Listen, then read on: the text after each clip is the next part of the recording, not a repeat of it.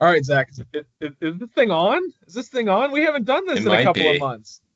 I don't know. I did dust off my computer to do this. Today, So, we do this every week during the football season. We do a quick slant from the Daytona Beach News Journal. That's Zach Allen, by the way. I'm Chris Vanell.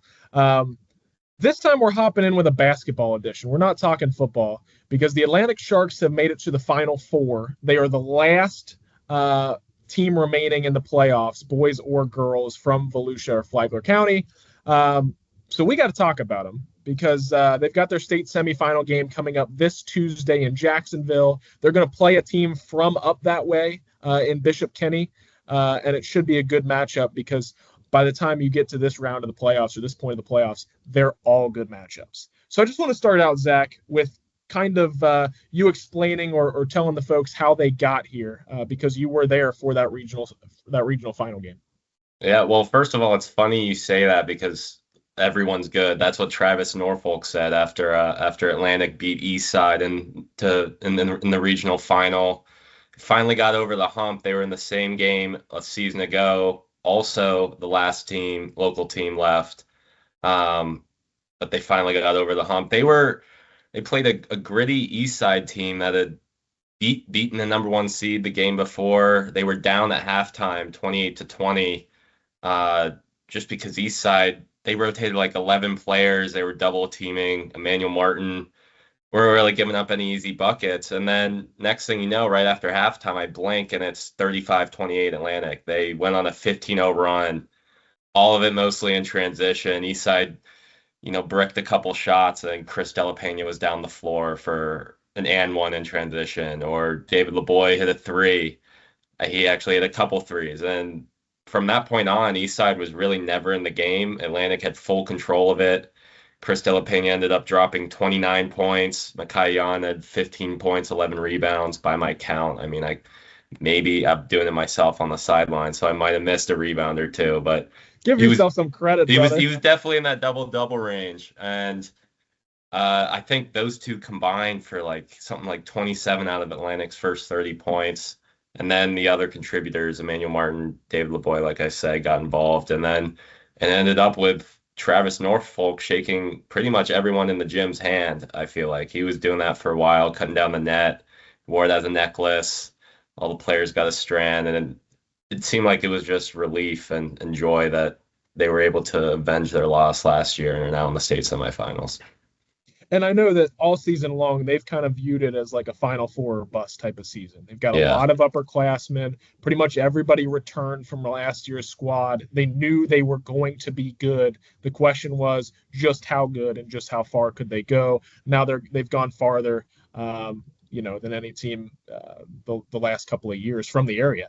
In terms of boys basketball, so Atlantic is 22-9. By the way, here's a little bit of background on Bishop Kenny before we get too far into our discussion here or any sort of breakdown of the game. Bishop Kenny is 26-3. Now their schedule, if you go by the FHSAA metrics, not as hard as Atlantic's, but it's still a good schedule. The closest playoff game they've played in their three so far is 12 points. They won a district title, and they've got two guys scoring more than 10 points a game. They have Drew Jackson at 15, and I apologize for butchering this name, but if I am, but they have Hogan Labayak at 11 points per game. Uh, they've got some guys who can score, but it's really feels like a defensive focused team. I mean, the last time they gave up more than 60 points, if you can believe this, was like 3 months ago. December 6th. They haven't given up more than 60 points in any single game since then. And again, when you're 26-3, you're winning a lot of games. So it's a formula that works for them. Zach, I want to just dive into kind of keys to this specific state semifinal game. What are you looking for? What's kind of something you're keying in on for Atlantic? Yeah, I think first of all, just getting out quick because those defensive teams, you kind of want to get ahead of them before they get ahead of you and really slow down the game. But I think a second thing that Atlantic probably will focus on is just the sheer size advantage they have. From a height standpoint, the two teams are pretty similar. Both of them have two guys that are 6'5" plus, but Atlantic has three guys that significantly outweigh Bishop Kenny's largest players. Emmanuel Martin, I think you told me Travis Norfolk said he's 6'8", 240. Right. And I assume in this game, his main competition will be a forward for Bishop Kenny, Jack Lyons, who is 6'6", but he's 180 pounds. So there's a 60-pound size difference down low just there. And then going back to Micah Yan, he's a forward. He's 6'5", 215 it looks like. And again, Bishop Kenny has a 6'5" guy that will probably match up with him, a 6'5" guard at that, but he's 170 pounds. So I would look for Atlantic to go inside a lot more, use Emmanuel Martin, use Micah Yan rather than, I mean, we all know Chris De La Pena can get buckets pretty much when he wants to. That's what he did against Eastside. He got them back in the game. But I think just not using that to your advantage would be an oversight by Atlantic, and I fully expect them to take advantage of that. You mentioned the fast starts, and Chris De La Pena, he's a guy who always seems in control of the game. So they hope that they can get out to a fast start. You mentioned the size advantage. Here's what I'm really looking at is just the defense. I mentioned Bishop Kenny's defensive success of the last few months, or really all season.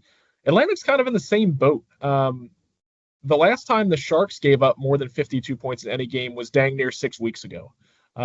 It was January 30th against Mainland, which at the time of that game, the Buccaneers were like a top 10 team in the state.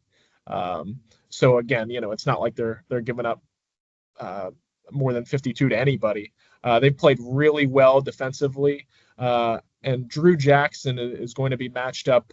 The Sharks are going to counter him with Tyler Smith, who pretty much every game he gets the Sharks' best or the opponent's best scorer, gets matched up with him and really embraces the challenge. So, and he shut down a couple of notable guys in recent weeks. So if they can really, if Tyler Smith has a good game defensively, if they can use that size advantage inside, and Micah Yan and Emmanuel Martin can kind of patrol the paint, that's going to put them in a really good position, because Atlantic doesn't mind those kind of grinded out or, just back and forth tight battle games. They've played a lot of them.